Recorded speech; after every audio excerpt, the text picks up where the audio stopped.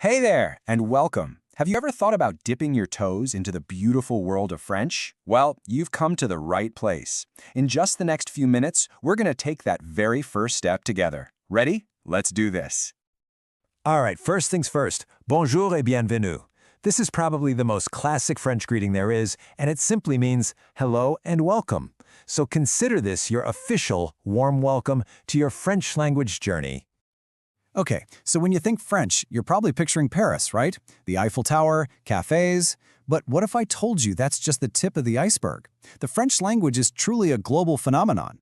So let's really think about that for a second. Where in the world is French actually spoken? I mean, besides France, obviously. Go ahead, take a guess, because I bet the answer is way bigger than you're imagining. Get this, we're talking about 300 million people. That is a massive number. It actually makes French the fifth most spoken language on the entire planet. So, you're not just learning some words here, you're basically getting a key to a huge global community. And this community is everywhere. Of course, you've got France, but you'll also hear it all over Canada, especially Quebec. Hop over to other parts of Europe, and there's Belgium and Switzerland. And then there's this huge presence across Africa, in places like Senegal, Morocco, Madagascar. The list just goes on and on. Learning French really does open up the world.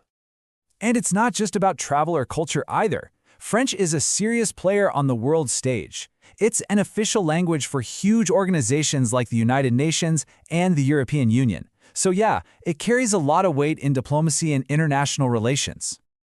Okay, so why should you learn French? Well, there are the obvious reasons, right? It's the language of incredible culture, high fashion, art, and, let's be honest, amazing food. It can open up all sorts of doors for travel and your career. But here's the kicker, especially for us English speakers. You are not starting from scratch, not even close. So check this out. It's pretty wild. Almost a third, 30%, of all English words actually come from French. Seriously, think about words like restaurant, menu, ballet, garage. The list is endless. You've been speaking a little bit of French your whole life, and you probably didn't even know it. So, the big question is, how do you take that head start and turn it into fluency? Well, the good news is you don't have to just wander around aimlessly. There's actually a clear step-by-step roadmap that learners all over the world use. It's called the CEFR framework. Basically, it just breaks down language learning into 6 manageable levels. You start out at A1, learning the basics like hello and how are you, and you work your way up, step by step, all the way to C2, which is basically native level fluency. It's a fantastic way to track your progress and see exactly what's next. All right, now that we have our map, let's go right back to square one, the absolute fundamentals, the alphabet. And here's some more good news for you. The French alphabet, it uses the exact same 26 letters as English, so you don't have to learn a whole new set of characters. The real trick, the real key, is just getting used to how they sound. And it's those sounds that give French that beautiful melodic flow. It's what makes it sound so French. So let's break down 3 of the biggest things that create that unique sound. First up, we've got something called nasal vowels. Now in English, pretty much all the sound comes straight out of your mouth. But in French, for some vowels, the sound comes out of your mouth and your nose at the same time. It creates this really cool, resonant sound you just don't hear in English. Okay, so think about the un sound in the word France. It's not français, it's more like France. See? Or the an sound in bonjour, and un in the word lundi, which means Monday. You can kind of feel a little buzz in your nose when you say them right. Go on, give it a shot. Okay, next up is a really cool feature called liaison. This is pretty much the secret ingredient to making French sound so smooth and flowy. It's all about linking words together so they sound like one long, beautiful word instead of a bunch of choppy ones. Here's the perfect example. You wouldn't say les amis, which means the friends. Instead, that S at the end of les links up with the A in ami, and it all becomes les amis. Hear that flow? Les amis. Same thing with vous avez, you have. It becomes vous avez. It's a total game changer for sounding natural. And last but not least, the thing everyone talks about, silent letters. Yes, French has a lot of letters you just don't pronounce, especially at the end of words. But try not to think of it as confusing. It's more like the language cares more about the beautiful melody than about spelling everything out. The letters are there for history, but the sound is where the music is. Okay, a super common example is the word petit, which means small. See that T on the end? You just ignore it. It's pronounced petit. That's it. Once you get the hang of which letters go silent, your accent will improve like instantly.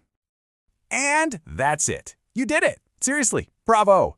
You've just finished your very first French lesson. That is a huge and awesome first step on your journey. So let's do a super quick recap of everything we just covered. We found out that French is spoken all over the world. We looked at that handy CEFR roadmap to fluency, and we dove into the 3 key sounds that make French sound so unique. Those nasal vowels, the smooth liaison, and of course, the silent letters. I want to leave you with a fantastic French proverb that I absolutely love. Petit à petit, on devient grand. It means little by little, one becomes great. And that's exactly what learning a language is all about, taking small steps every day. You took a really important one today. The only question is, what's your next one going to be? Thanks so much for joining me. Merci beaucoup et à bientôt. Hey, welcome. You know, today we're not just going to learn a few random French phrases. No, we're actually building a toolkit, a hands-on toolkit that's going to get you ready for your very first real conversation in French. So let's jump right in. So the big question is, are you ready? Because seriously, by the time we're done here, you are going to have everything you need to start a conversation. The goal isn't to be fluent by tomorrow. That's not realistic. The goal is to feel confident right now. Okay, here's how we're going to do it. First, we'll grab our 3 essential tools, the openers, the first question, and the introduction. Then, we'll see how they all fit together in a real conversation. And finally, we'll send you off on your own adventure. It's simple, it's structured, and trust me, it works. All right, let's get into it. Tool number 1, the openers. Seriously, think of these like the keys to a car. They get the conversation started, and they help you end it smoothly. They are absolutely essential. Okay, so let's look at these. What I love here is how versatile they are. Bonjour is your go-to, all-purpose, polite hello. You can't go wrong with it. Salut is way more casual, kind of like hey. And get this, you can use it for hello and bye, but only with people you know well, like friends. Then for the evening, you've got bonsoir. And for your classic goodbyes, au revoir is the standard, and à bientôt is a bit more hopeful, like see you soon. So it all comes down to context, right? Use bonjour all the time, walking into a shop, meeting someone new. It's always the safe bet. Salut is for your friends, super casual. And then, once the evening hits, just switch over to bonsoir. See? Super easy. Okay, so you've said hello. Now what? Well, let's grab our second tool. This is probably the most natural follow-up question in any language. How are you? And this is so important in French. It really highlights the difference between formal and informal. Comment allez-vous is what you use when you want to show respect to an older person, a stranger, in a professional setting. But comment ça va? That's what you'd ask a friend. You know, getting this right is such a simple way to show that you get the culture, and people will really appreciate it. And of course, if you ask the question, you got to be ready for the answer. Most of the time, you're probably going to hear ça va bien, merci, I'm good, thanks. But it's super helpful to know comme ci, comme ça for when things are just, well, so-so, and ça ne va pas for when someone's not doing so well. All right, we've opened the door, we've asked how they are. Let's move on to tool number 3, the introduction. This is where you actually start to make a real connection. These are your building blocks right here. Je m'appelle literally means I call myself, which is just a cool way of saying your name, right? Then you can ask them, comment tu t'appelles? And a fantastic way to keep the chat going is tu es d'où? Where are you from? And then you can wrap up this part with enchanté, which means enchanted, but really it's just a lovely way of saying nice to meet you. Okay, here is a pro tip that will instantly make you sound more like a native speaker. In English, we say I am 20 years old, right? Well, in French, you have your age. So you say j'ai 20 ans, which translates to I have 20 years. It's a small change, but trust me, it's a total game changer for sounding authentic. And just look at how all these pieces come together so smoothly. Sophie here uses our tools to build a perfect little introduction. She starts with a greeting, gives her name, her age, using that j'ai structure we just talked about, says where she's from, her profession, and then finishes with a polite enchanté. See, it flows. All right, toolkit is packed. We've collected all our tools. Now for the fun part. Let's see them in action. We're going to watch a real flowing conversation happen between 2 people, Leia and Arjun. So Leia gets things started. She uses one of our openers, bonjour, and then boom, right into the informal question to ask his name. You can tell she feels comfortable and wants to keep it casual. And Arjun's response is perfect. Je m'appelle Arjun. But here's the key move. He immediately keeps the conversation going by asking, et toi? And you? That's how you volley it back. Leia answers really casually, moi c'est Leia. Me, I'm Leia. She throws in that polite enchanté and then grabs another tool from our kit to ask where he's from. Arjun answers, I come from India. And again, he does it again. He masterfully uses et toi to pass the conversational baton right back to her. This back and forth, that's the secret sauce. So Leia says she's from France, and then she expands the conversation a little bit. She asks about his job with a super common casual phrase, what do you do in life? And Arjun's answer is simple and direct. I am an engineer. This is a perfect example of how you don't need these long, complicated sentences to have a really good conversation. And here's how they wrap it up. Leia gives a positive, super, and then they both use one of our closers, a simple à bientôt from both of them. It's warm, it's friendly, and it leaves the door open to talk again. And that's it. In just a few minutes, we've put together a complete toolkit for your very first French conversation. You've got the openers, you've got the questions, you've got the introduction phrases, you've even seen how they all click together. There's really only one thing left to do, and that's to actually use them. And really, that's the most important part. This whole toolkit is designed for you to take action. So I want you to think about it. Who could you talk to? A friend who speaks French? Maybe a language partner you find online? Or the barista at that cute little French cafe down the street? You have the tools. The only question left is, who will you have your first French conversation with? Go for it. À bientôt. Bonjour. You know that feeling when you hear someone speaking French and you're just captivated by the sound of it? That beautiful kind of musical flow? Well, if you've ever wished you could capture that sound for yourself, you have definitely come to the right place. Today, we are going to crack the code on French pronunciation. I mean, it really does have this musical thing going on, doesn't it? The words just seem to melt into each other. But let's be real, that's also exactly what makes it so tricky when you're first starting out. Yep, exactly. You look at a word, you try to sound it out, and it just feels like the letters on the page are totally lying to you. It is a super common feeling, so don't worry.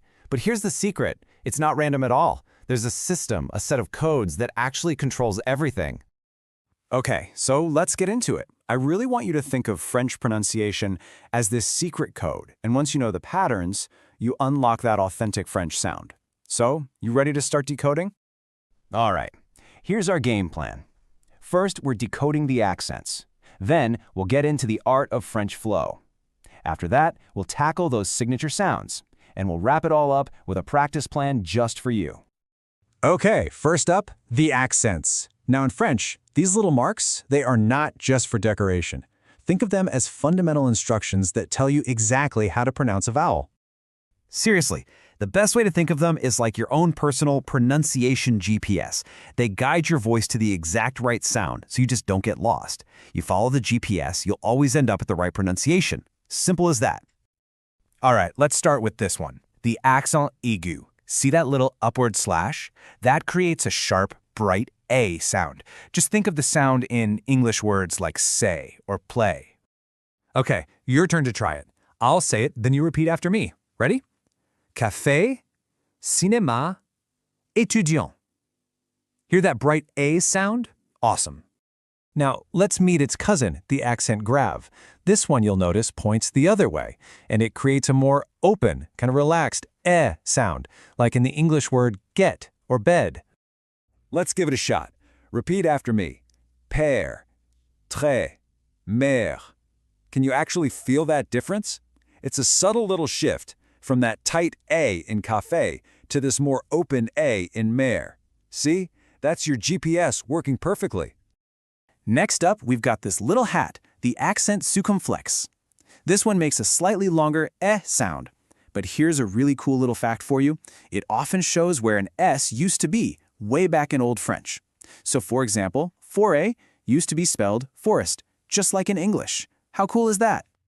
Okay, this one is a total game changer. This CD, that's the little tail on the letter C. It's a signal to pronounce it as a soft S sound. So without it, the word garçon would be pronounced garcon with a hard K sound, but with it, it becomes the correct garçon. It's a tiny little mark that has a huge impact on the sound. So the other accents you're going to see, they're mostly there to help tell words apart or to separate vowel sounds. For instance, u means or, but u with the accent means where. Or take a word like naive. Those two little dots just tell you to pronounce the a and the e as two separate sounds. Okay, so we've pretty much nailed the individual sounds. But the real magic of French, the thing that makes it sound so beautiful, is how all those sounds connect. That's what creates that famous flow. So let's look at the two big secrets to making that happen: liaison and elision. Okay, first, liaison. This is so key to getting that smooth French sound. Here's how it works. You take a word that ends in a consonant you don't normally pronounce, right? Well, if the next word starts with a vowel, that silent consonant suddenly springs to life to link the two words together. So, les amis isn't pronounced les amis. No, that S jumps over and it becomes one single fluid sound, les amis. And the other secret ingredient for that French flow is elision. And this is all about avoiding clunky vowel sounds bumping into each other. For example, saying l'homme just feels a little awkward. It doesn't flow. So what does French do? It smooths it out by just dropping that first vowel, which gives us l'homme. It's faster, it's smoother, it just sounds way more natural. All right, it is time for the final piece of our code. These are the sounds that give French its really unique signature melody. We're talking about silent letters and, of course, those famous nasal vowels. Now this, right here, is one of the biggest keys to the entire French code. As a general rule of thumb, if a word ends in one of these consonants, T, S, D, P, or X, you just don't say it. The sound just stops before you get to it. I know it feels really strange at first, but trust me, this is absolutely fundamental. Let's take the word for small, petit. You see it ends with a T, but we don't say petite. Nope, that T is totally silent. The sound stops right at the vowel, petit. It's as simple as that. But wait a second, here is where it gets really fun. Remember what we just learned about liaison? Well, if petite is followed by a word that starts with a vowel, like ami, that silent T suddenly jumps back to life to link the words. So it becomes petite-ami. I mean, isn't it so cool how all these rules start to work together? And now we've arrived at the most signature French sound of them all, the nasal vowels. This is where the sound comes out partly through your nose. Let's actually try this together, right now. Say the word bonjour like you normally would. Okay, now try saying it again, but this time gently pinch your nose. Bonjour. Do you feel that vibration? That little bit of blockage? That is the nasal sound. So let's look at the three main ones you'll hear. There's the A sound in France, the O sound in bonjour, and the O sound in, well, the word on. Now look, this one's tricky, so definitely give yourself some time with it. Bravo. Seriously, you now have the foundational codes to French pronunciation. But, knowing the rules is only half the battle. So now let's talk about how to put it all together into a simple but really effective practice plan. Okay, let's do a super quick recap of the secret codes we've unlocked today. Remember, the accents are your pronunciation GPS. They guide every sound. Liaison is like the glue that connects your words. Elision is what creates that smooth, natural flow. And of course, mastering those nasal vowels, that's what gives you that truly signature French sound. You honestly now have the complete toolkit to decode French pronunciation. And the real key here isn't about being perfect. It's all about practice. So read out loud, listen to native speakers, and please don't be afraid to make mistakes. That's how you learn. So my challenge to you is this. What's the very first word you are going to practice with these new codes? Go ahead, pick one. Say it out loud right now and start your journey. Merci et à bientôt. Hey everyone, and welcome. Today we are jumping right into the absolute essentials for navigating daily life in French. We're talking numbers, dates, and time. Basically the toolkit you need to do everything from ordering in a cafe to catching a train in Paris. Let's get into it. Okay, so picture this. You're in Paris, you find this amazing-looking bistro, and you want to book a table. How do you actually say, a table for two at 8 p.m.? Well, these are exactly the kinds of everyday situations that hinge on what we're covering today. These are the keys that unlock real practical French conversation. All right, let's dive right in with our first big building block, the numbers. Les nombres. They are everywhere. Prices, times, addresses, you name it. It might look a little intimidating at first, but I promise you there is a logic to it, and we're going to crack that code together. You know, everything starts with a solid foundation. So let's run through these together. Just try repeating them after me. Ready? 0, 1, 2, 3, 4, 5, 6, 7, 8, 9, 10. Getting these down really solid is going to make everything else just click into place. Now, here's our first little quirk. Just like in English where we have 11 and 12 instead of 1, French has its own unique names for the numbers from 11 up to 16. So we've got 11, 12, 13, 14, 15, and 16. Just think of these as their own little special group that you got to memorize. And here is the good news. After 16, a really simple and logical pattern kicks in. For instance, 17 is 17, which is literally 10-7. 45 is 45, or 45. See? It's just basic addition. The only tiny little exception is for numbers that end in 1, like 21, which is 21. You just add that little which means and. Simple enough, right? All right, take a deep breath. Because from 70 to 99, this is where French decides to have a little bit of fun. Now, don't think of this as hard. Just think of it as creative. It's one of the language's most famous quirks, and honestly, once you get the hang of it, it's actually pretty cool. So let's break this down. It's really just some simple math.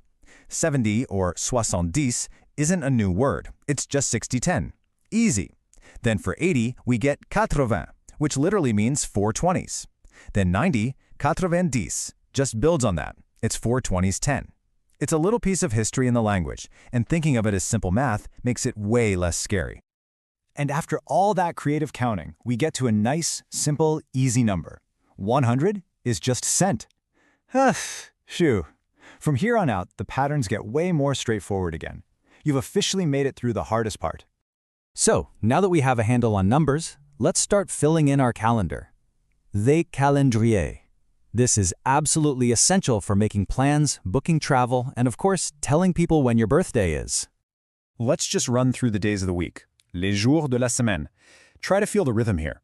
Lundi, mardi, mercredi, jeudi, vendredi, samedi, dimanche. And here's a great little pro tip for you. Unlike in English, the days of the week are never capitalized in French. Okay, and now for the months. A lot of these are going to look really familiar. Janvier, février, mars, avril. As I go through them, listen for the ones that sound similar and find your birthday month. It's a great way to practice, saying something like, Mon anniversaire est en juillet. My birthday is in July. All right, our final section. We've got numbers, we've got dates, so now we have to talk about telling time, or l'heure. Knowing how to ask quelle heure est-il, what time is it, and being able to answer is just, well, it's a crucial skill for being on time for anything. And here's some more good news. Telling time starts with one really simple phrase. The structure is pretty much always il est followed by the hour. So if you want to say it's 3 o'clock, it's simply il est 3 heures. See? Super straightforward. Now, this is a really key cultural point. In writing, like on train schedules or official documents, you're going to see the 24-hour clock, like 14H00. But when people are just talking, in everyday conversation, they'll usually use the 12-hour clock and just add a little context, like 2 heures de l'après-midi for 2 p.m. or 9 heures du soir for 9 p.m. And just like we do in English, there are special words for noon and midnight. You wouldn't really say 12 o'clock. Instead, you'll hear il est midi for noon, and for midnight, it's il est minuit. So what about the half hour? That's another easy one. You just add et demi, which just means and a half. So 7:30 becomes il est 7h30. It's just one more simple piece to add to that core phrase we learned. Okay, so we have covered a lot of ground. Numbers, days, months, time. We've got all the individual pieces of the puzzle.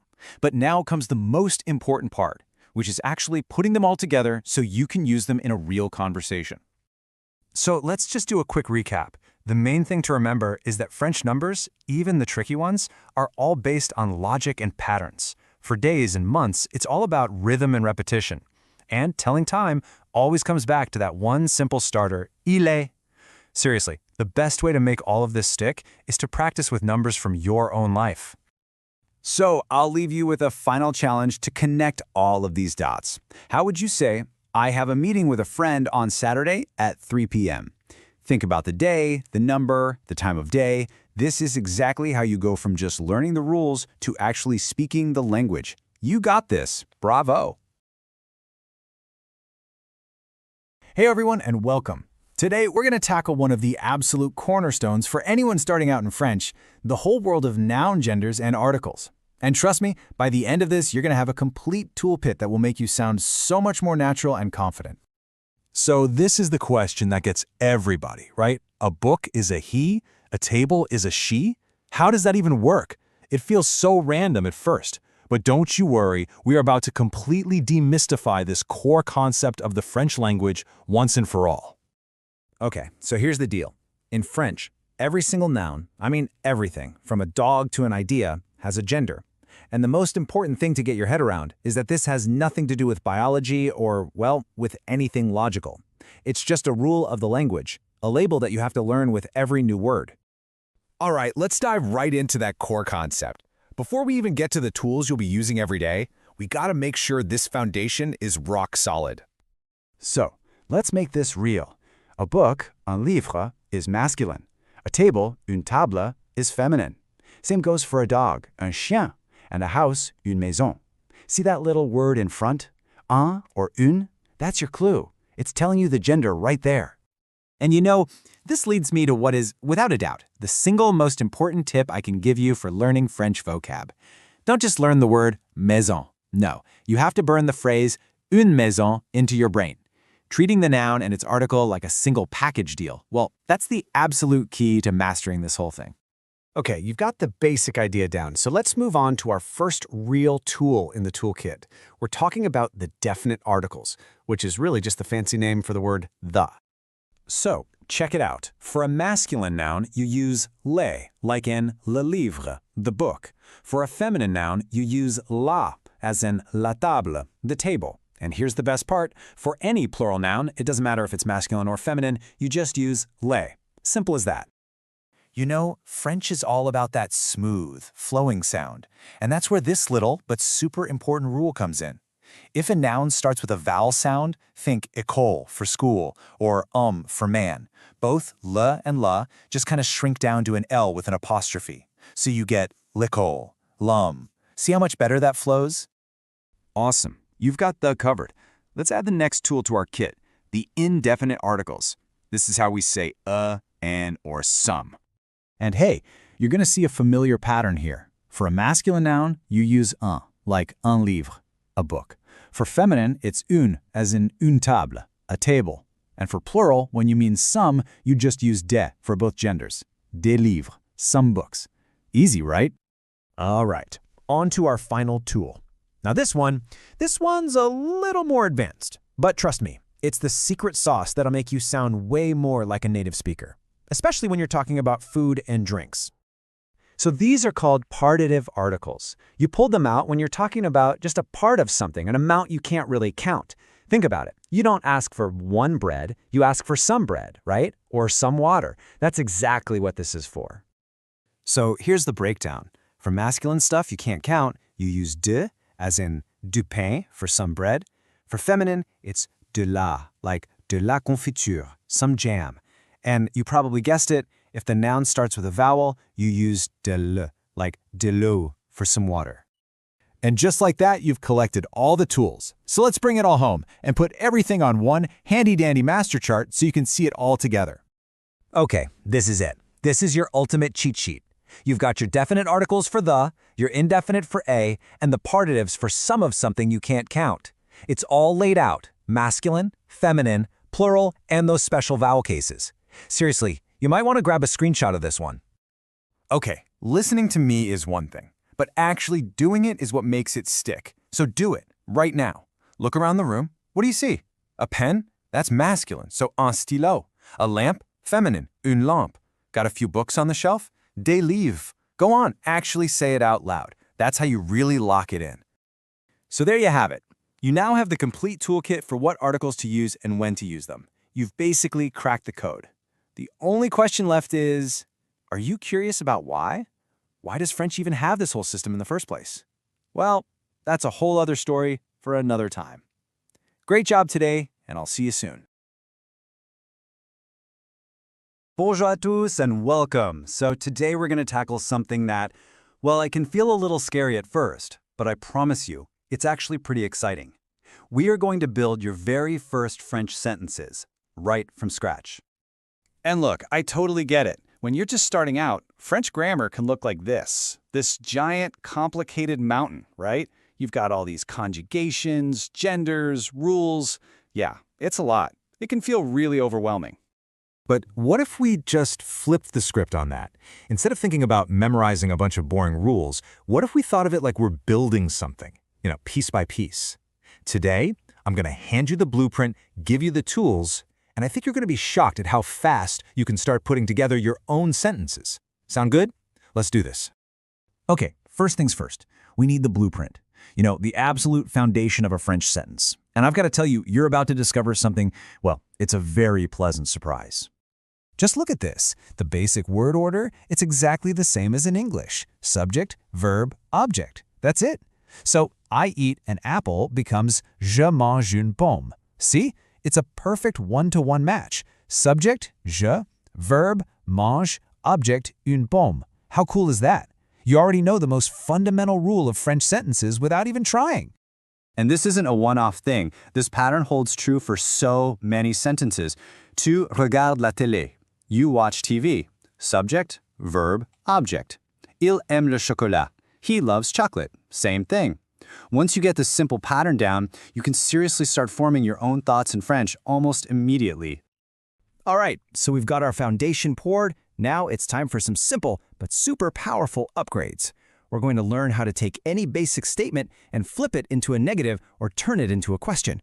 Making a sentence negative in French is actually really straightforward. You don't have to worry about words like don't or doesn't. Nope.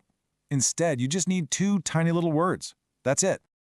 And here they are, ne and pas. Think of them like two slices of bread that make a sandwich around your verb. So if you have je parle français, it becomes je ne parle pas français. See how the verb parle is just nestled right in between them? This little sandwich trick is your go-to for pretty much any negative sentence you want to make. Okay, what about asking questions? Well, the good news is you've got options. The absolute easiest way, and you'll hear this all the time in real conversations, is to just make your voice go up at the end of a sentence. Like, tu parles français? Easy, right? If you want something a little more structured, you can just pop esca right at the beginning. And then, if you want to sound a bit more formal, a little more proper, you can do what's called inversion. It's just swapping the verb and the subject. Parles-tu français? So there you go, 3 awesome tools for your question-asking toolkit. Okay, every good builder needs a set of power tools, right? Well, in French, these next 4 verbs are your absolute must-have essentials. And I am not kidding when I say that if you master these 4, you will unlock the ability to make thousands of sentences.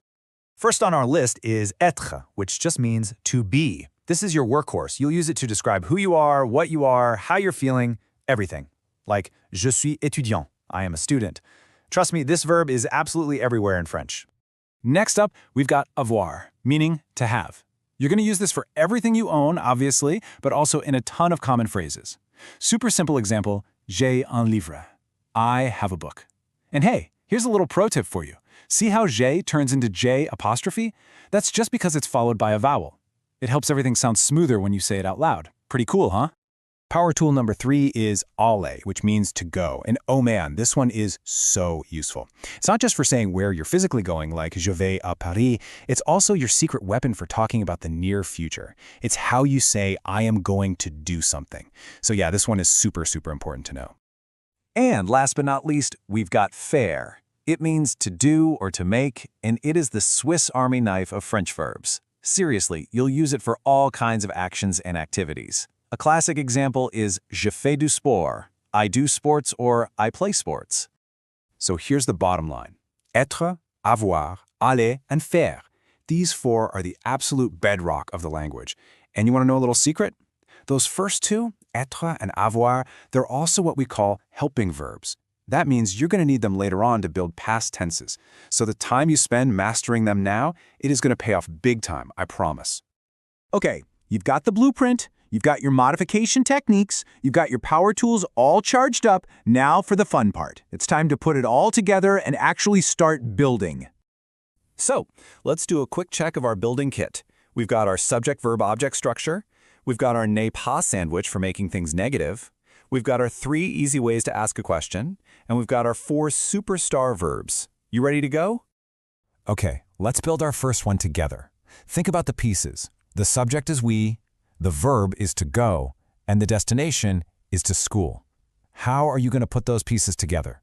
Go on, take a second to think about it. Got it? And there you go. Nous allons à l'école. You see what you did there? You grabbed the subject, nous. You found the right version of our verb aller, which is allons, and you tacked on the destination. Absolutely perfect. Okay, you're on a roll. Let's try a question this time. And remember, you've got 3 different ways you could do this. So the subject is you, the verb is to have, and the object is a dog. How would you ask that? Give it a shot. Excellent. Est-ce que tu as un chien? That's using that more formal inversion method we talked about. Now, you could have also said tu as un chat, just with your voice going up, or est-ce que tu as un chien? All 3 are totally correct, and you'll definitely hear all of them out in the wild. And just like that, you did it. You took all the different parts, the subject, the verb, the basic structure, and you actually built real, complete, correct French sentences. See? It wasn't so scary after all, was it? What you have right now is the fundamental blueprint for communicating in French. Seriously.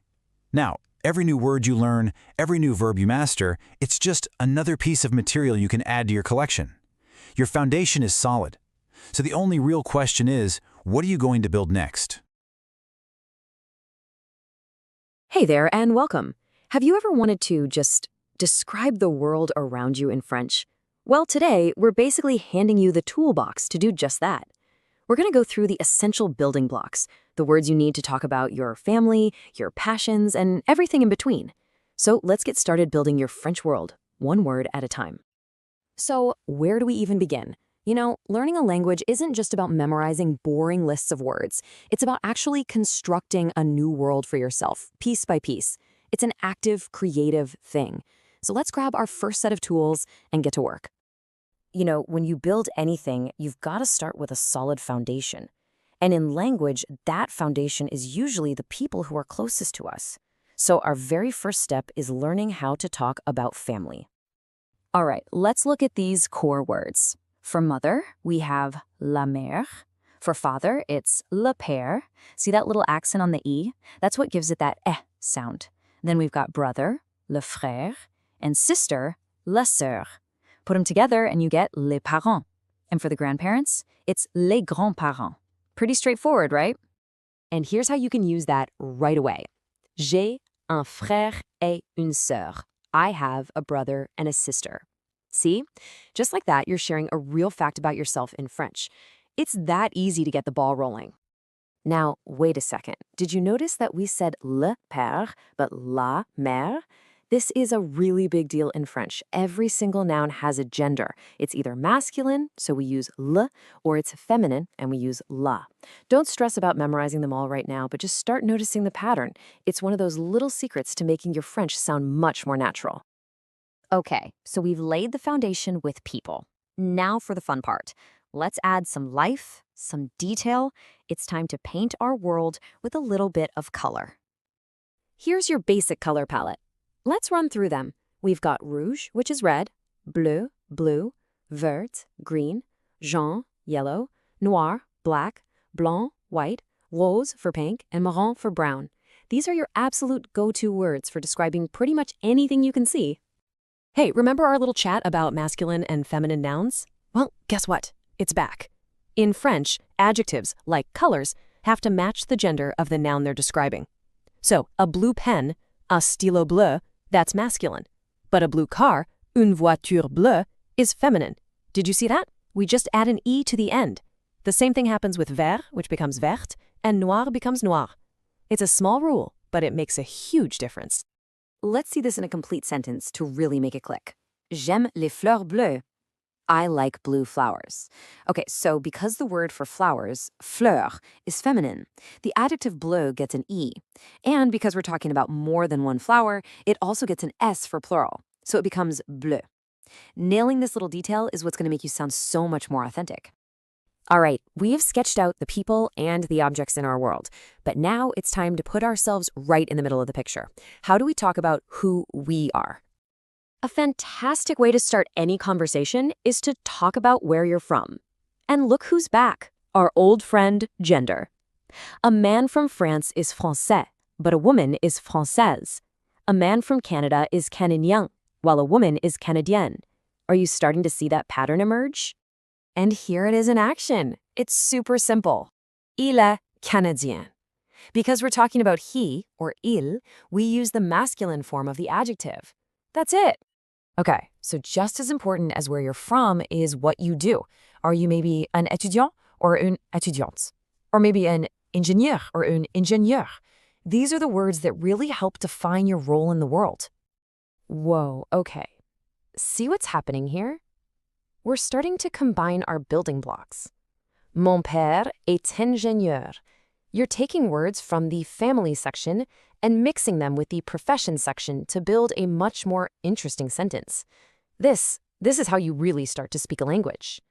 Now, for what might be the most important part, introducing yourself. The absolute key phrase is je suis, which just means I am. Then you pop your profession right on the end. Je suis étudiant. Je suis médecin. Seriously, commit this phrase to memory. You will use it all the time. Okay, we're almost there. Let's add the final touches to our world. We're going to fill it with the things that make life fun, your hobbies, and the everyday stuff that's all around you. So what are you passionate about? Is it le sport, maybe la lecture, which is reading, or how about le cinéma and la musique? These words are how you start sharing your personality with people. And here is a fantastic template for sharing that passion. My favorite hobby is la lecture. My favorite hobby is reading. And the best part is, you can just swap out la lecture for any of your own interests. Super easy. And finally, let's just populate our world with the objects we use every single day. The book, le livre. The pen, le stylo. The computer, l'ordinateur. These are the words for the things that are probably sitting right in front of you as we speak.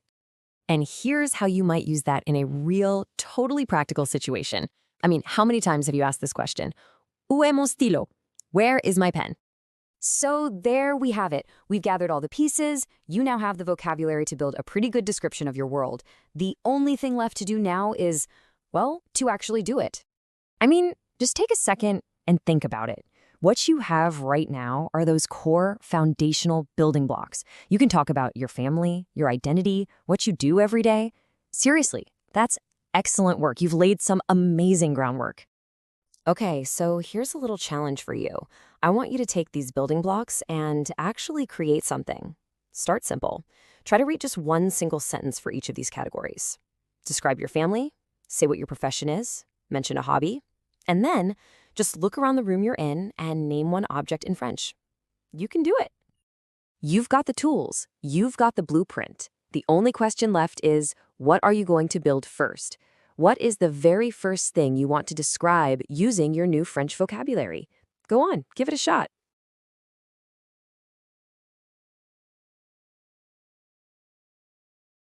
You want to know the single most useful secret to start speaking French? I mean, right now? Okay, let's do this. What if I told you that the #1 rule for French verbs, the key that unlocks literally hundreds of conversations, is something you can master in just a few minutes? No, really. 5 minutes. Give me the next 5 minutes and I'll give you the foundation for having a basic conversation in French. Let's get started. So, what is this big secret? Well, it all comes down to one simple pattern that actually governs the vast majority of verbs in the French language. We're talking about what are called ER verbs. They're the most common group of verbs in French, and here's the magic part. Once you learn the pattern for just one of them, you've basically learned the pattern for hundreds. It's an incredible shortcut. And we're not talking about weird, obscure verbs either. These are the essentials, like parler, to speak, aimer, to like or love, jouer, to play, and étudier, to study. You know, the words you're going to use all the time. All right, let's get right to the formula. This isn't about memorizing a bunch of complicated charts. It's a super simple two-step rule you can use every single time. Here it is. Step 1, take any of these verbs and just chop off the ER at the end. That leaves you with what's called the stem. Step 2, just add the correct ending depending on who's doing the action. That's it. It's that simple. Let's break this down with our first example, parler, which means to speak. For I speak, you take that stem, parle, and you add an I, je parle.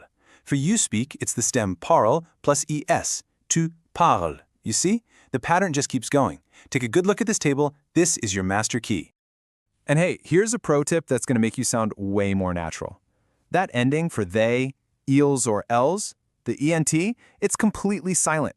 So ilpal sounds exactly the same as ilpal. It's a classic beginner mistake to pronounce that ending, but now you know the secret. And just like that, you can say one of the most important phrases there is, je parle français. I speak French. See? You just did it. You conjugated a verb and made a perfect, complete sentence. The best part is, this rule just keeps on working. Let's see how you can use it to talk about what you like and dislike with the verb aimer, which means to like or to love. So using aimer is super easy. J'aime le chocolat means I like chocolate. So what about dislikes? To say you don't like something, you just wrap the verb with two little words, ne aime pas. So I don't like coffee becomes je n'aime pas le café. And you might have noticed that ne turned into ne with an apostrophe. Well, that's just a simple rule in French. If the verb starts with a vowel sound, like aimer does, then ne gets squished into ne. It just helps everything flow a little better when you say it. Okay, let's do one more essential verb to really make this stick. We're going to talk about hobbies using jouer, which means to play. Same rule applies. Drop the ER, add your ending. Now, jouer has a tiny little quirk, but it's an easy one to remember. When you're talking about sports, you use jouer à, like in je joue au foot. But for musical instruments, you use jouer de, as in tu joues du piano. It's a small detail, but it makes a huge difference. All right, you've learned the rule, you've seen the examples. I think it's time we put your new skill to the test right now. You are so ready for this. Let's start with this one. Using everything we just covered, how would you say we play cards in French? Did you get it? The subject is we, so that ending is ons. Nous jouons aux cartes. That's fantastic. Okay, let's try another one. How would you say they speak Spanish? And hey, remember that little pronunciation tip we talked about? And the answer is, il parle espagnol, with that silent en at the end. You're really getting the hang of this. Do you see that? It really is that simple. In just a few minutes, you've gone from learning one simple rule to building complete, correct, and actually useful sentences in French. That is a huge step. So here's the bottom line. You now have the key that unlocks hundreds of the most common French verbs. The only question left is, what are you going to say first?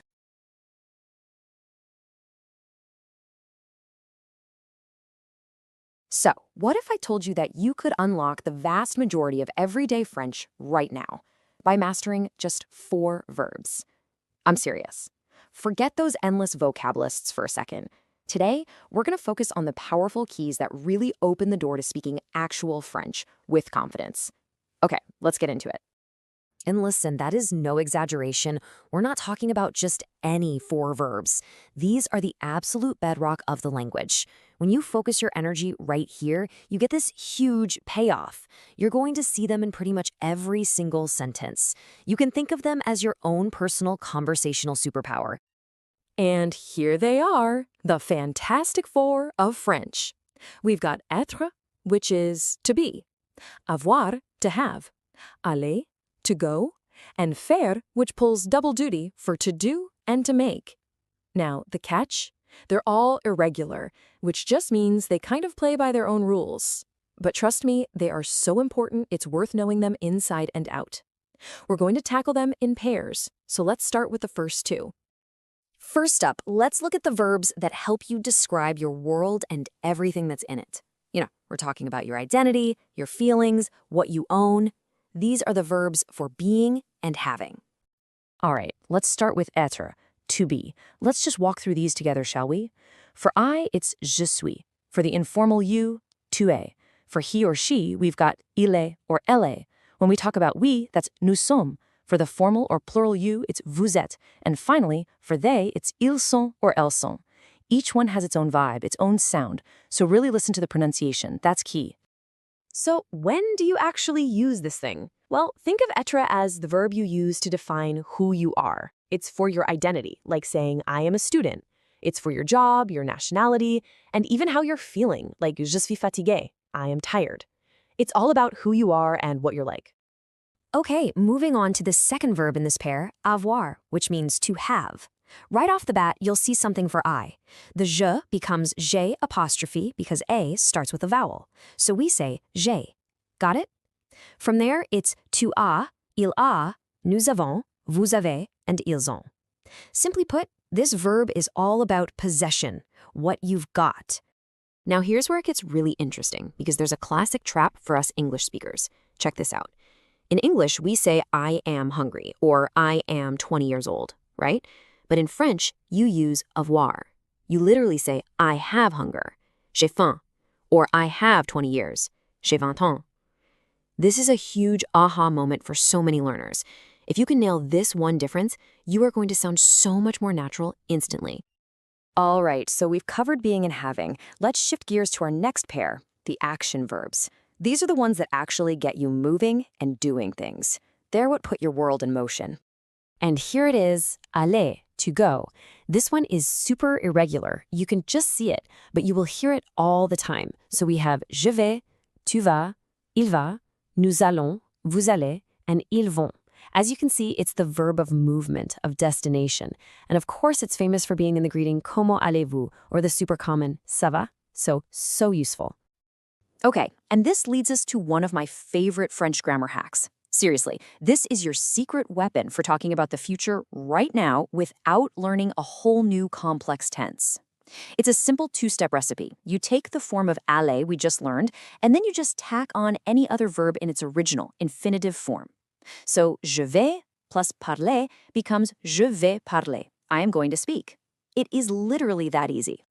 Okay, time for our final power verb, faire. And this one is so cool because it means both to do and to make. Let's run through it. Je fais, tu fais, il fait, nous faisons, vous faites, and ils font. Get ready because this is like the Swiss Army knife of verbs. You use it for all kinds of activities. Just look at how much this one verb can do. You use it for sports and hobbies, like je fais du sport. You use it for activities and chores, like je fais mes devoirs. I'm doing my homework. And here's a weird one. You even use it for the weather. Il fait beau literally means it makes beautiful, but we just say the weather is nice. It's an absolute workhorse of the French language. Okay, so you've seen all four verbs. You've got the tools. Now it's time to actually use them. Let's do a quick little practice round and put this new foundation to the test. You ready? First one, how would you say I am a teacher? Okay, think back. Which verb was for professions and identity? That's it. Je suis professeur. You're using être to describe who you are. Nicely done. All right, next up. How about this one? I have a cat. Which verb was all about possession, about what you have? You got it. J'ai un chat. Using avoir to talk about what belongs to you. Perfect. And for the last one in our quiz, how do you say, I'm going to Paris? Which one was our verb of movement? Je vais à Paris. Exactly. That's aller showing us where you're headed. Fantastic work. So let's just lock this in. This is your new conversational toolkit. To describe yourself, you're going to use être. To say what you have, you've got avoir. To talk about where you're going, it's all about aller. And for pretty much any activity you can think of, you'll be reaching for faire. These four verbs, they are the absolute pillars of French conversation. And there you have it. You just walked through the four most essential verbs in the entire French language. You now have the foundation to build thousands of sentences to describe your world, your actions, and everything you're planning to do. So, the only real question left is, what are you going to say first?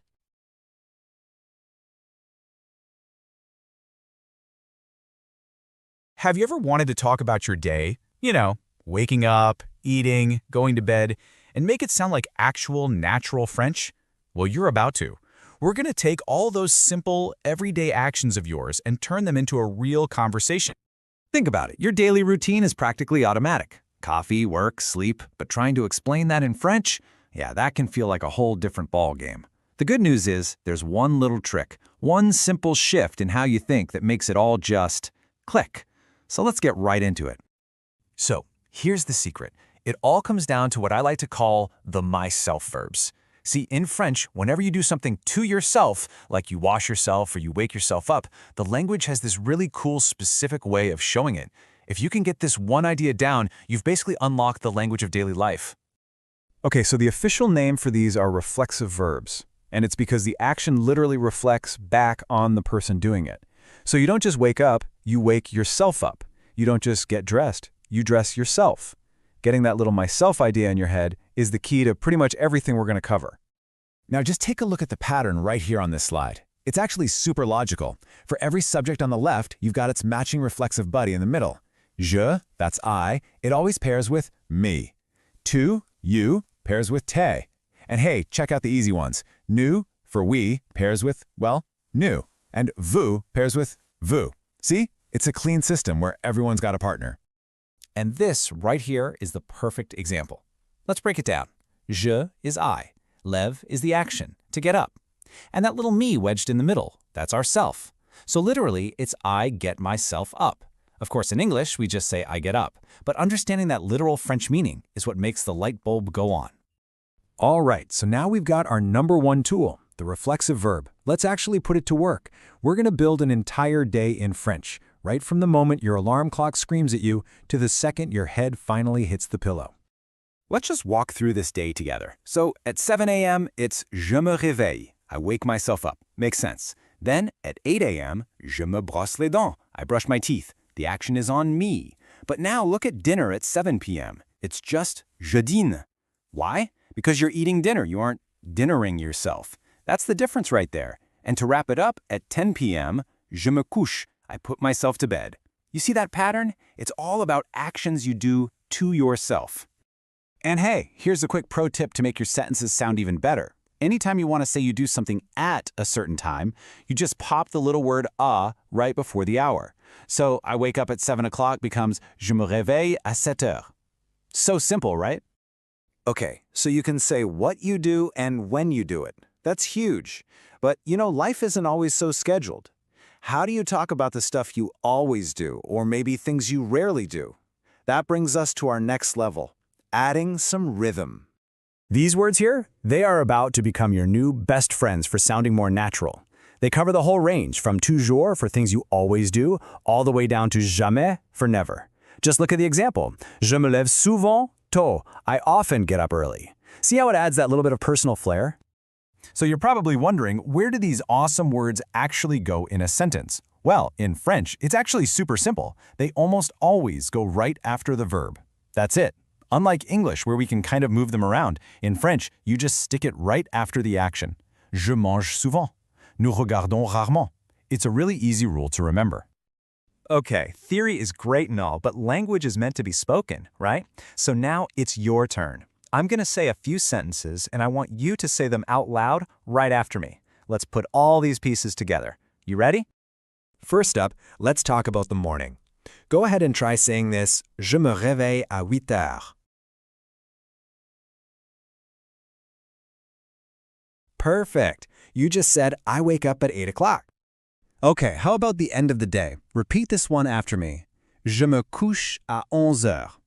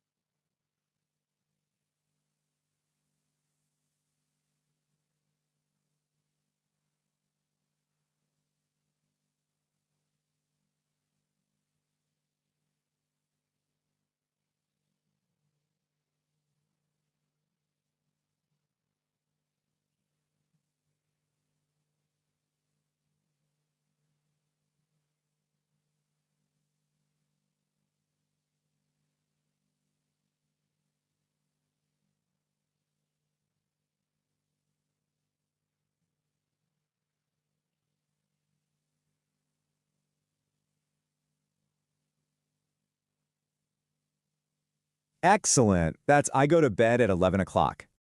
Awesome. Now let's add one of our new rhythm words. Say this with me. Je prends toujours un café le matin.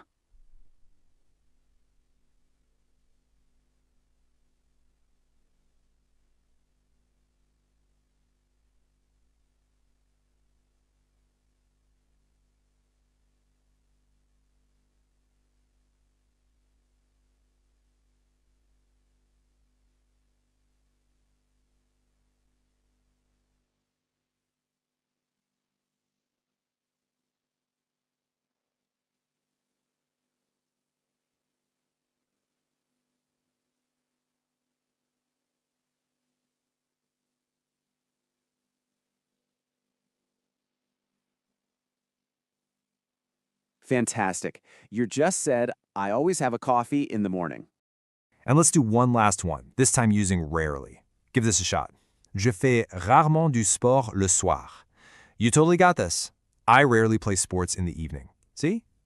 So, let's recap. We've gone over the myself verbs, we've talked about how to say the time, and we've added words to show how often things happen. You seriously have all the tools you need right now to describe your entire day in French. So, the only question left is, what is your daily routine? Using everything we just learned, how would you answer that?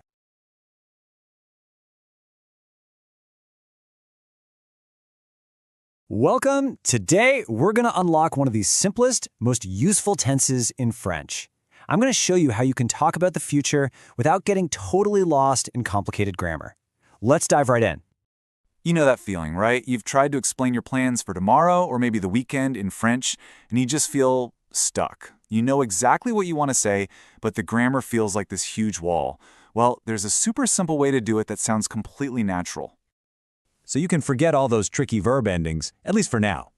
The secret is a tense called le futur proche, and here's the best part. It's pretty much exactly like the going to future we use all the time in English. Mastering this one thing is the key to sounding natural when you're talking about your plans. Okay, so let's get into it. How does this going to future actually work? Well, it all comes down to a really simple, totally repeatable formula. First off, the name itself gives us a huge clue. Le futur proche. That literally just means the near future. You use it for things you're actually planning on doing, stuff that's just around the corner, tonight, tomorrow, this weekend. And the formula? Honestly, it couldn't be simpler. It's just 3 parts. First, you've got your subject, who's doing the action. Second, you use the verb aller, which means to go, and you just match it to the subject. And third, you just drop in your main action verb in its original unchanged form. That's it. That's the whole recipe. Take a look at this example. Je vais manger. See the formula in action? Je is the subject, I. Vais is just the verb aller for I. And manger, to eat, is the infinitive, just sitting there. It's a direct word-for-word translation of I am going to eat. Simple, right? Now, the only piece of this puzzle you actually need to memorize is that one verb, aller. Just think of it as the engine of the sentence. It's the one part that changes to make the whole thing work. And here they are, the 6 forms you need to know. Je vais, tu vas, il va, nous allons, vous allez, and ils vont. Once you get these down, you can pair them with pretty much any verb in the French language to say what someone is going to do. It's incredibly powerful.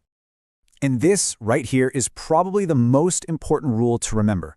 Do not change that second verb. It doesn't matter if you're going to eat, sleep, travel, or study. That verb always stays in its original infinitive form. Only aller ever changes. All right, we've got the formula, we've got the key verb. Now let's put it all together and start making some actual plans in French. This is the fun part. Okay, so to really level up your sentences, you can start adding some simple time words. Things like demain for tomorrow, ce soir for this evening, or la semaine prochaine for next week. This is what gives your plans some real context. For instance, you could say, demain, je vais aller à la plage. See what happened there? You just take your base sentence, I'm going to go, and you pop tomorrow right on the front to specify when. It's that easy. All right, theory is great, but the absolute best way to learn is by doing it. So let's put your new skill to the test right now. I'll give you a sentence in English. You try to translate it into French. Ready? Okay, first one up. How would you say, I'm going to study tomorrow? Take a second. Remember the three parts: the subject, the right form of aller, and the infinitive. And there you have it. Je vais étudier demain. Excellent. Let's try another one. Okay, next one. We're going to eat pizza tonight. Think about that form of aller that goes with we. Exactly. Nous allons manger une pizza ce soir. See? You're getting the hang of this. Let's do one more. All right, last one for our little practice round. How would you say, they're going to travel next week? Perfect. Ils vont voyager la semaine prochaine. See? It's just a simple, repeatable pattern. You've totally got this. Now, just one quick but really important point. You might have heard of another future tense, the future sample. The difference is actually pretty straightforward. You use the future plush, the one we just learned, for definite near future plans. The future sample is more for distant or kind of uncertain ideas, like, I will leave someday. So the main takeaway here is that for everyday conversations about your actual plans, les futurs proches isn't just the easier option, it's very often the better, more natural choice. For sure, it should be your go-to future tense. So let's do a super quick recap of the essentials. Remember that three-part formula: subject plus the right form of the verb aller plus an infinitive. Use it to talk about your near future plans and intentions, and make it even clearer by adding time words like demain or ce soir. And with that, you have a really powerful new tool in your French toolkit. So I'll leave you with a question to try out on your own. Qu'est-ce que tu vas faire demain? What are you going to do tomorrow? And the best part is, now you know exactly how to answer. Happy planning!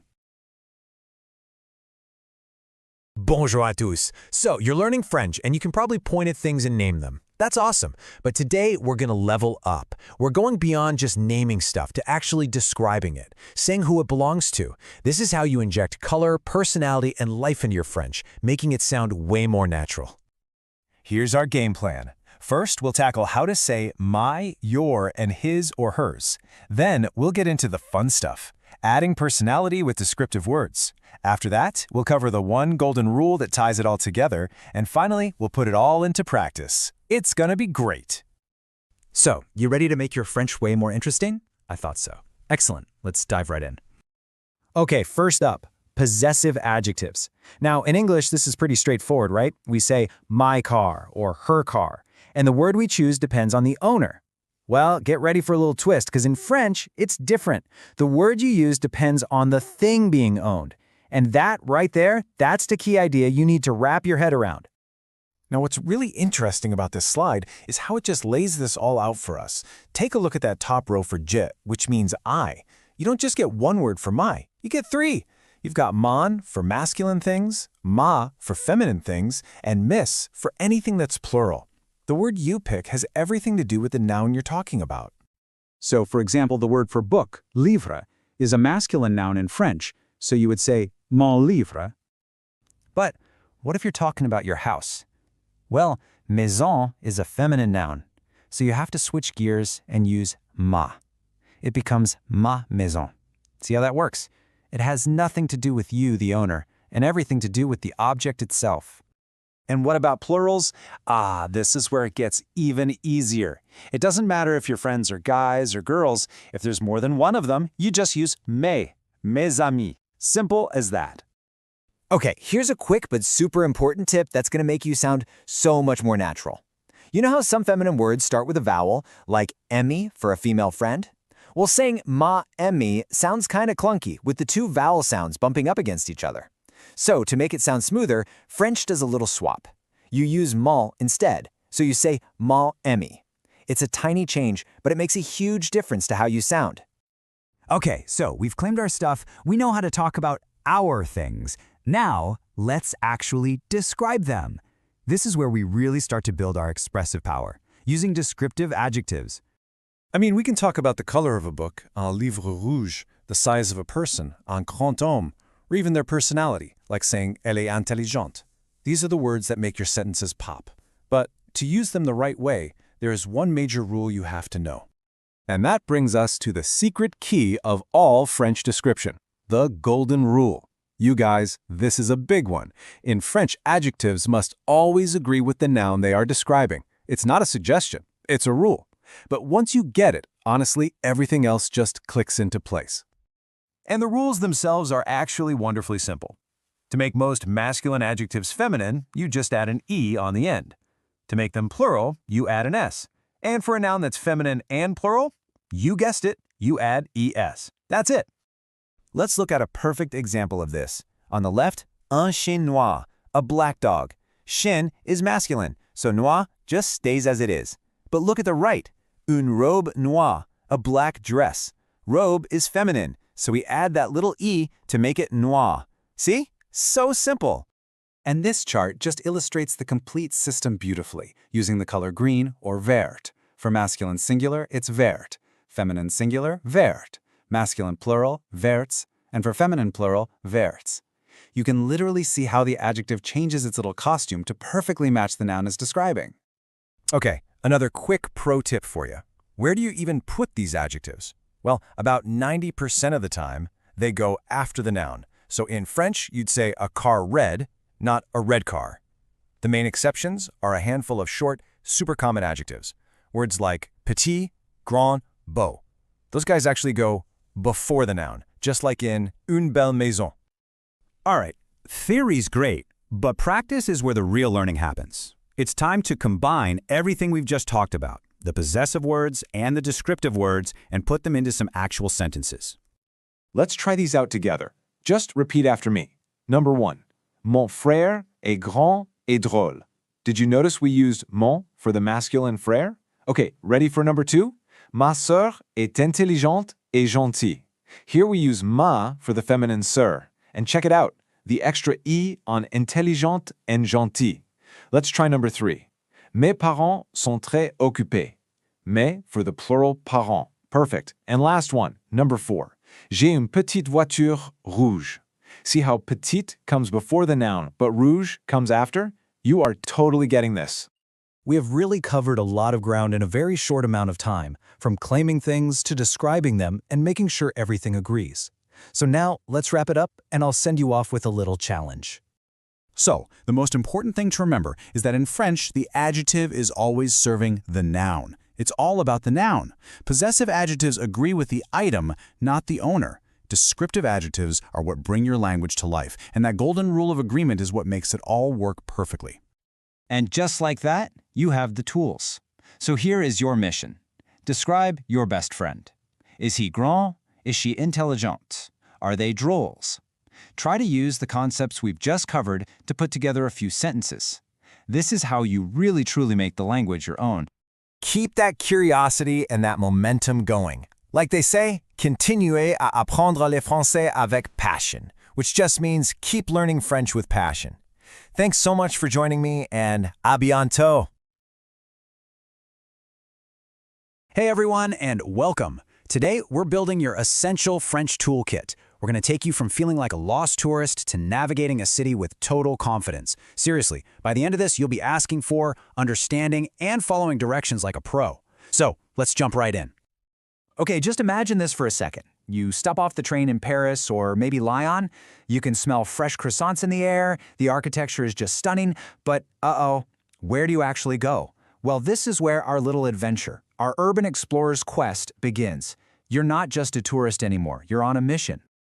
And what's the first stop on any great quest in France? A cafe, of course. So that's our target. Now, the very first step for any good explorer is to get the lay of the land. And that means we need to know how to read a map. To make any sense of a map, you have to understand where things are in relation to each other, right? Is the museum behind the park? Is the bakery in front of the post office? That's where our first set of tools comes into play, prepositions of place.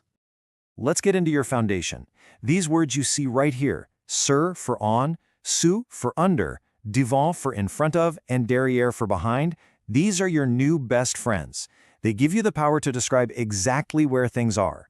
So you could look at a map and say, the café is devant the post office. Easy. Okay, let's make these words stick. Saying them out loud really helps. Ready? Repeat after me. La voiture est devant la maison.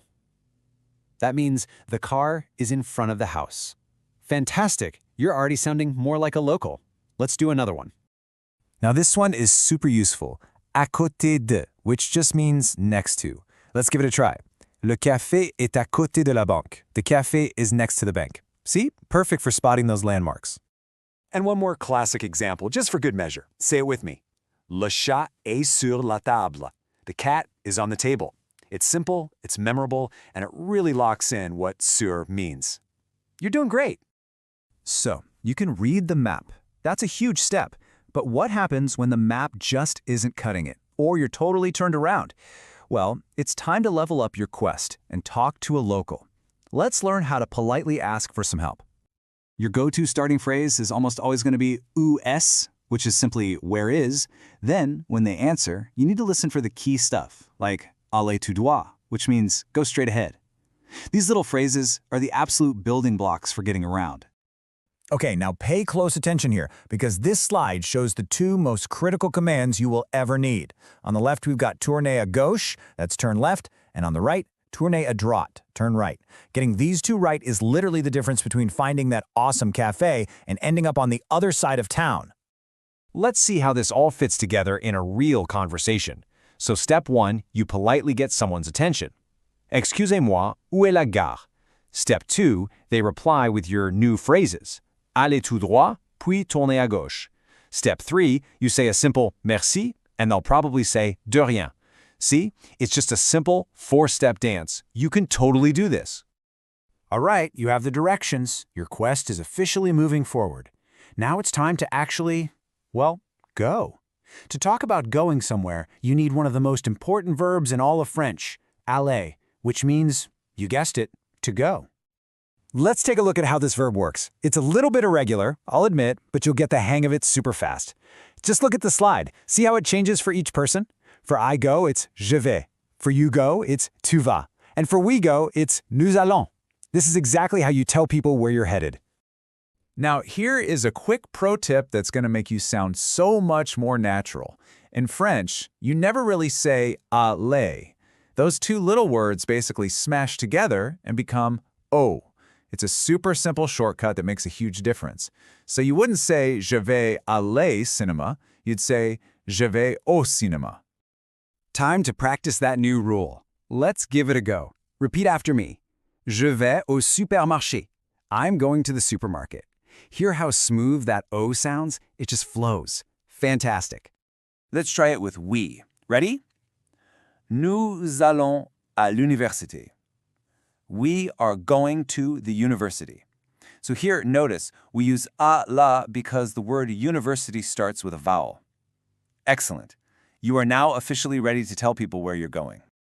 And voila, you did it. You followed the directions, you navigated the streets, and you can see that beautiful cafe just ahead. Quest successful. But hey, before you run in and order that coffee, let's do a quick little check to make sure your new skills are nice and sharp. All right, here's the final test. A friendly local stops you and asks, où est la pharmacie? Where's the pharmacy? You glance at your map and you see it's right behind the church. How would you use your brand new preposition toolkit to answer them? Take a second and think about it. If you said elle est derrière l'église, you are absolutely correct. You nailed it. You used derrière perfectly to explain that the pharmacy is behind the church. This is amazing. You're not just asking for directions anymore, you're giving them. So let's just quickly recap everything you've accomplished. You have officially unlocked a powerful 3-part toolkit. You've got prepositions to describe any location. You've got the key phrases to ask for and get directions. And you've got the verb aller to say where you're going. You are so ready for your French city adventures. So, you found the cafe, you mastered the basics, and now the entire city is yours to discover. The only question left is, with all these new skills you have, where will your quest take you next? Bravo and happy exploring.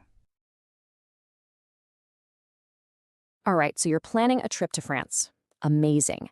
Let's get you ready for one of the most rewarding parts, ordering food with absolute confidence.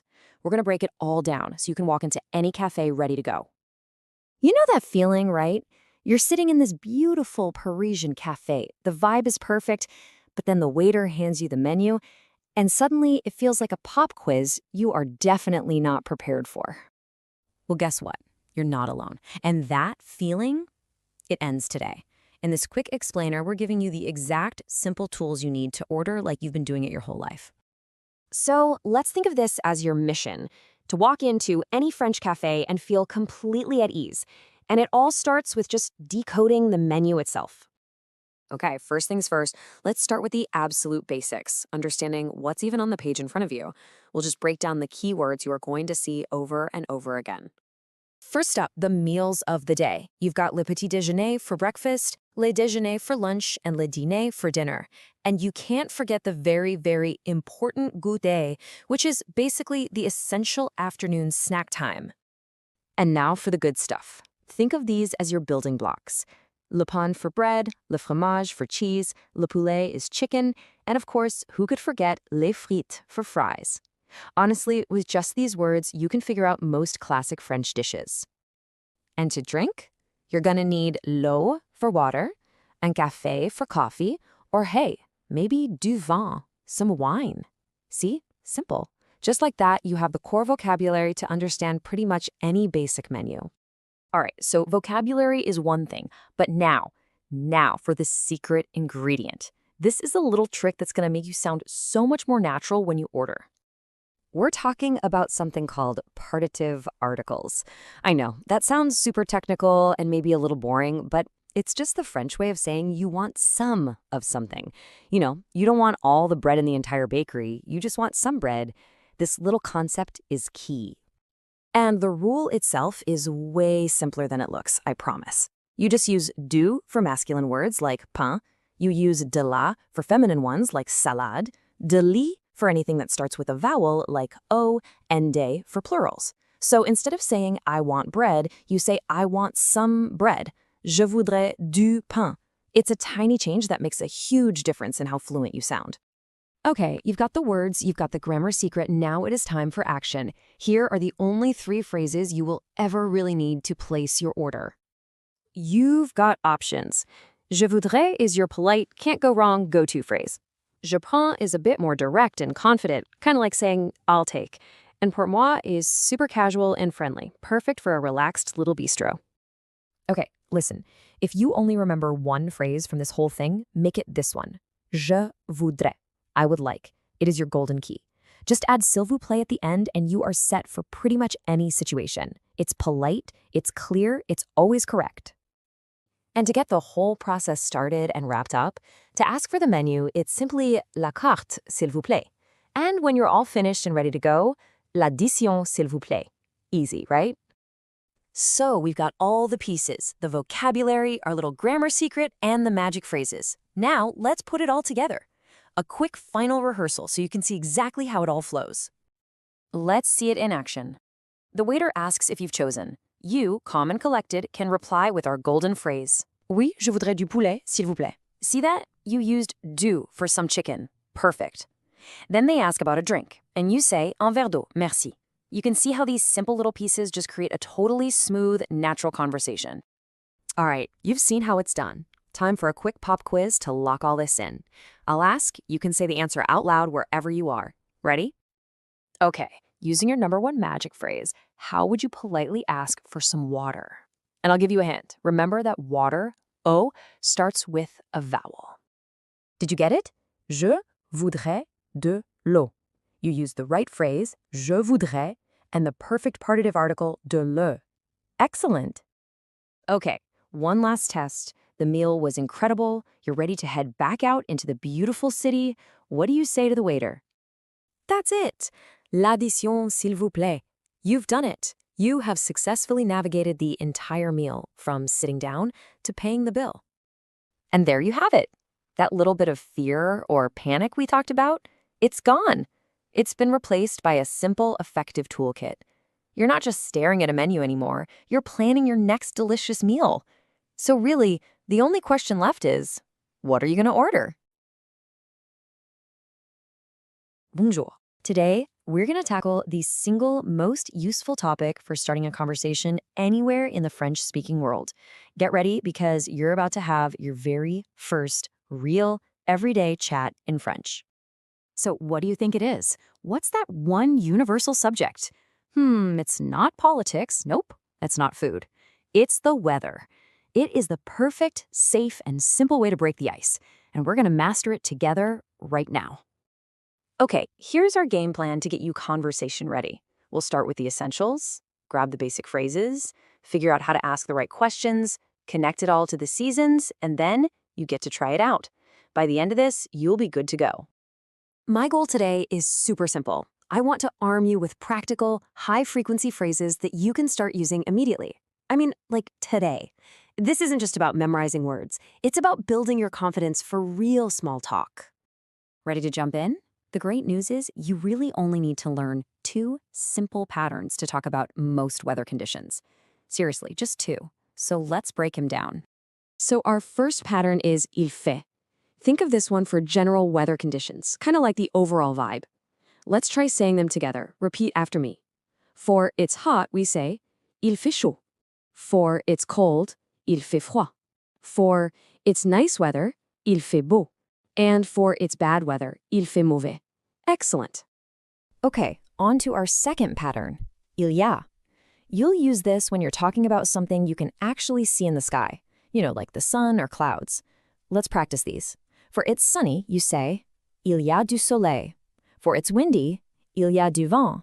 And for it's cloudy, il y a de l'orage. You are totally getting the hang of this. And of course, there are always a couple of exceptions, right? But honestly, these are the easiest ones to remember. For rain and snow, French uses these really simple standalone verbs. To say it's raining, it's just il pleut. It's snowing is just il neige. That's it. See? Super simple. All right, so you can describe the weather, but how do you actually start the conversation? Let's take a look. This right here is your golden question. Quel temps fait-il? If you translate it literally, it's something like, what weather is it making? Which is kind of fun, but this is by far the most common and natural way to ask. Oh, and if you want to be specific about today, you could also say, il fait quel temps aujourd'hui? And here it is. This is where it all comes together. Someone asks, quel temps fait-il? And now you can confidently reply, il fait beau aujourd'hui. And just like that, you've had a conversation in French. It really is that simple. Okay, let's add another layer of detail to what you know.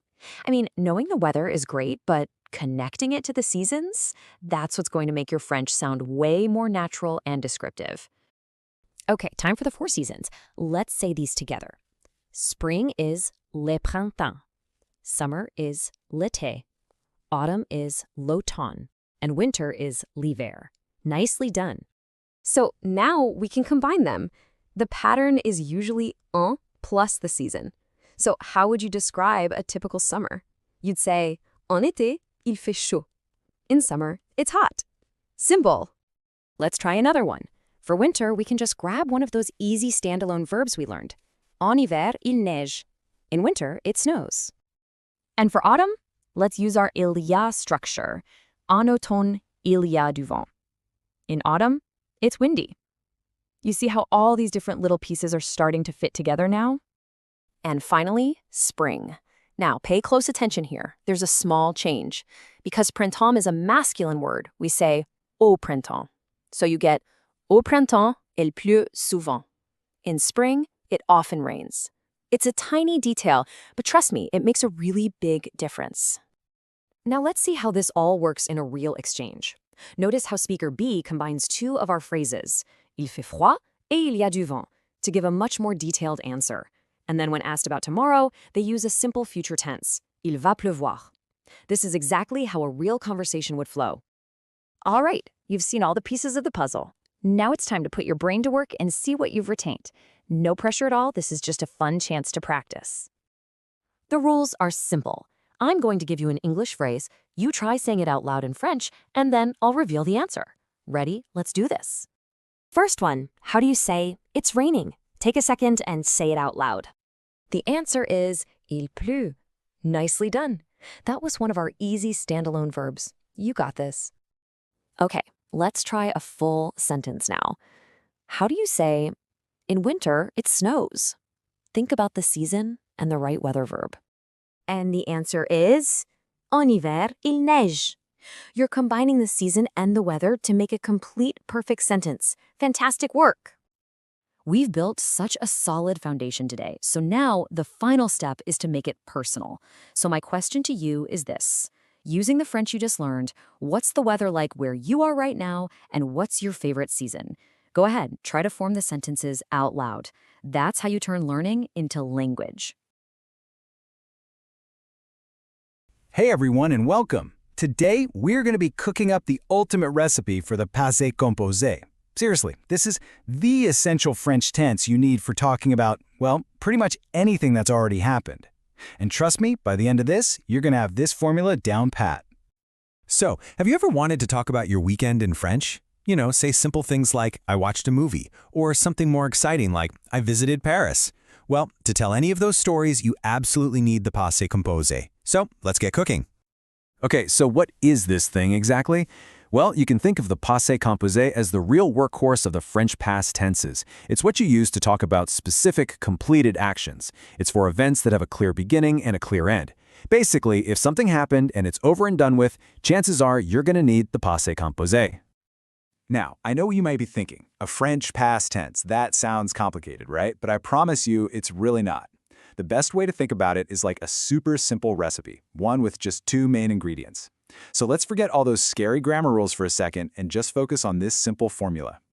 And here it is, the whole recipe. Step 1. You pick what's called an auxiliary verb, or a helper verb. It's always going to be either avoir or être. Then, step 2, you just add the past participle of your main verb. For example, you take j'ai, that's your helper from step 1, and you add manger, that's your past participle from step 2.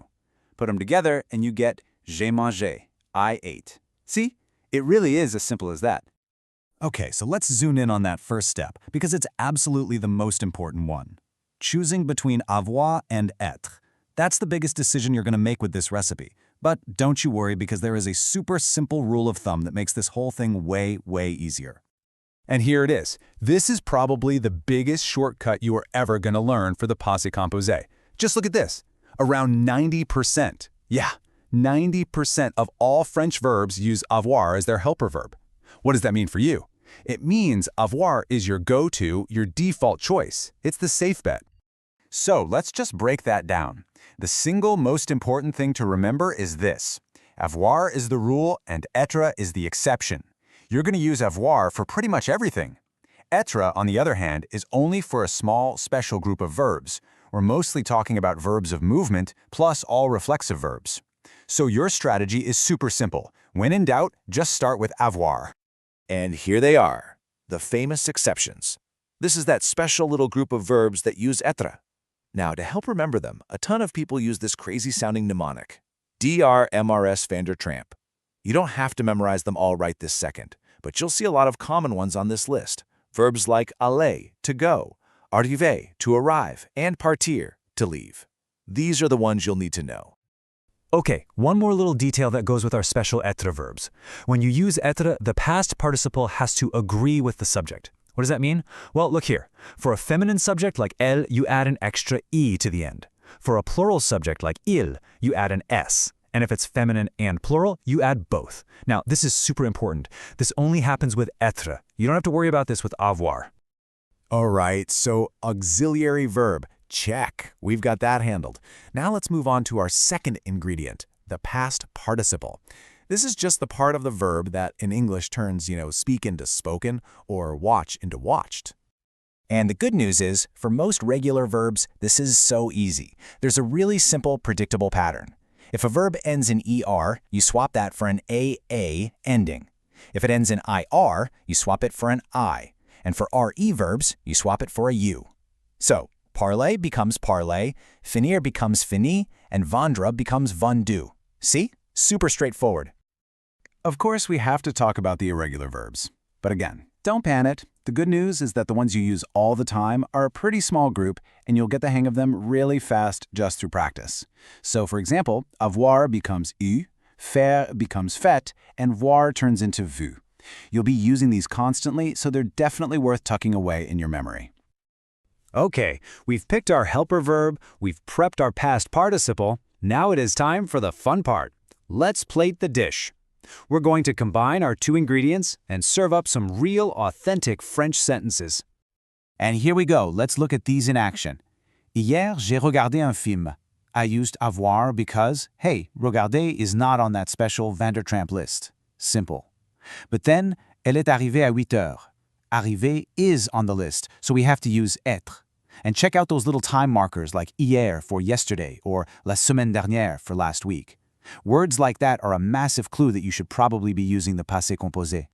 So you've seen the whole recipe from start to finish. Now it's your turn to get in the kitchen. Let's do a super quick practice round to see if you've got it down. You ready? Let's do this! Okay, first one. How would you say I visited Paris? The verb is visiter. So first step, is visiter an avoir verb or an être verb? Think about that list. Then, what's the past participle? I'll give you a second to put it together. All right, question number 2. She slept well. The verb you need is dormir. So, which helper verb are you going to use? What's the past participle? Go ahead and build the sentence. Now for one that's a little bit trickier, how do you say, we went to the cinema? The verb is aller, which means to go. Think back to that DRMRS Vandertramp list. Is aller on there? What does that mean for your choice?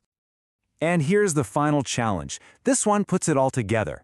How do you say, they arrived late? And we're talking about a group of women, so it's feminine. The verb is arriver. This one tests 2 things, picking the right helper verb and remembering that tricky agreement rule. Okay, moment of truth. Let's check those answers. For I visited Paris, it's j'ai visité Paris. Visiter is a regular old avoir verb. For she slept well, it's elle a bien dormi. Dormir also takes avoir.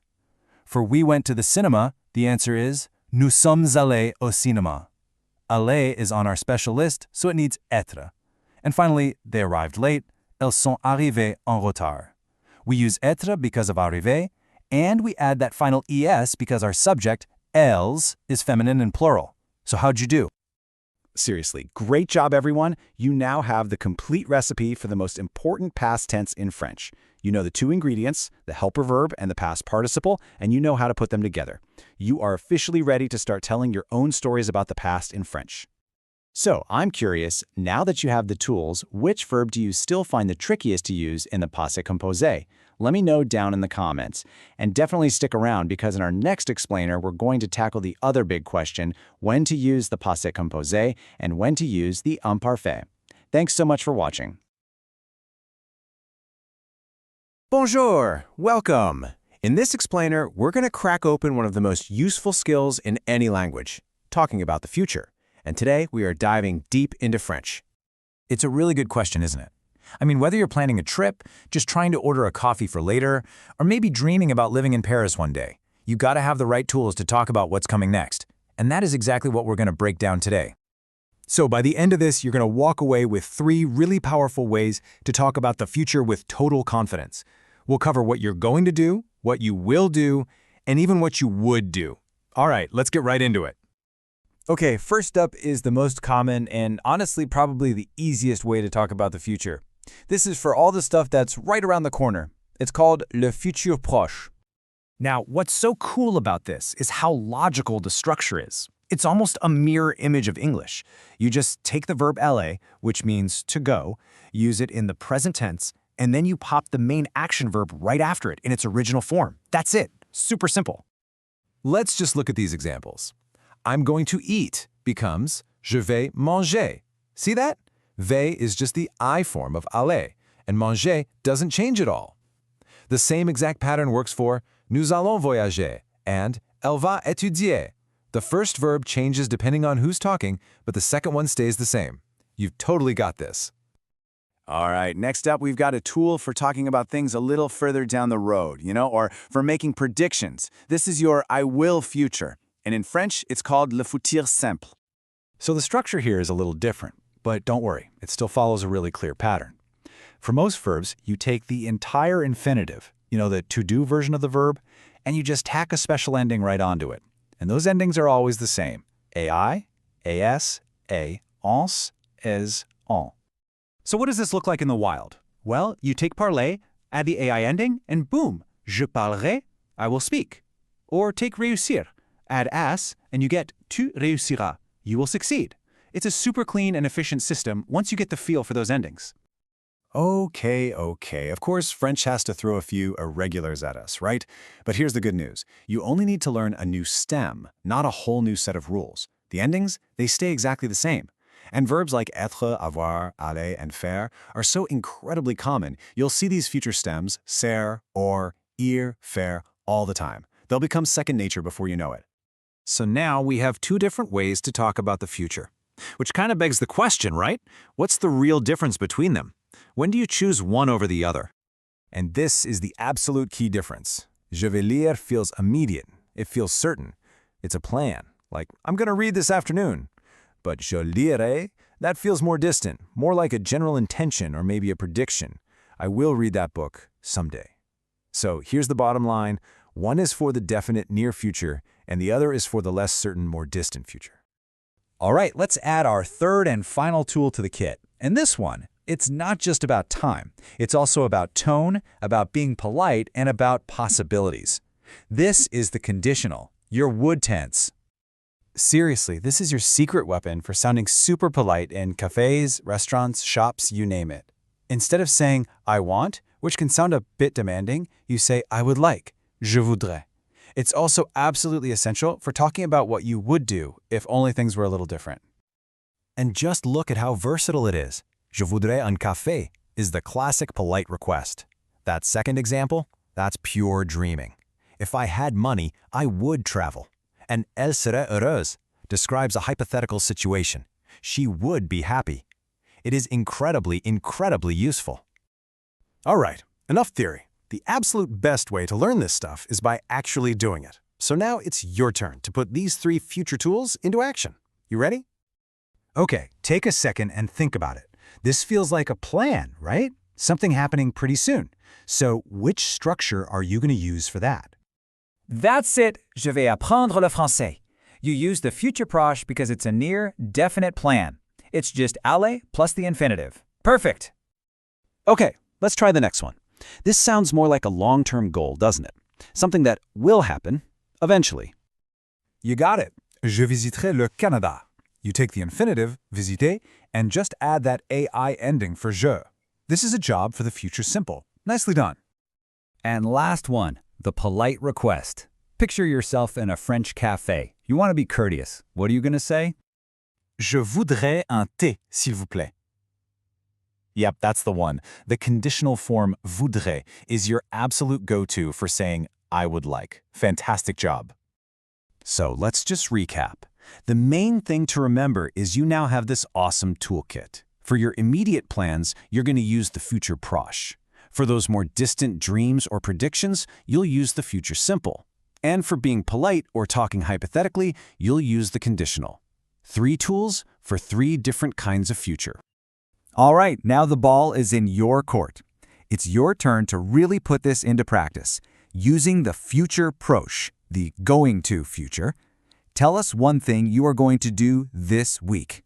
Go ahead and drop your sentence in the comments below. We can't wait to see what your future holds. Thanks for joining us. Bonjour and welcome. So, you're planning a trip to a French-speaking country. That's amazing, and you have come to the exact right place. Today, we're going to dive into all the essential phrases for travel and transport that will have you navigating your adventure with total confidence. So, let me ask you, are you ready to get around France like you actually live there? You know, ordering tickets, finding your way, all without skipping a beat? I bet you are. Think of this as a virtual journey we're taking together. We're going to start with how to travel, then we'll buy our tickets, find our hotel, and finally get out there and explore the city.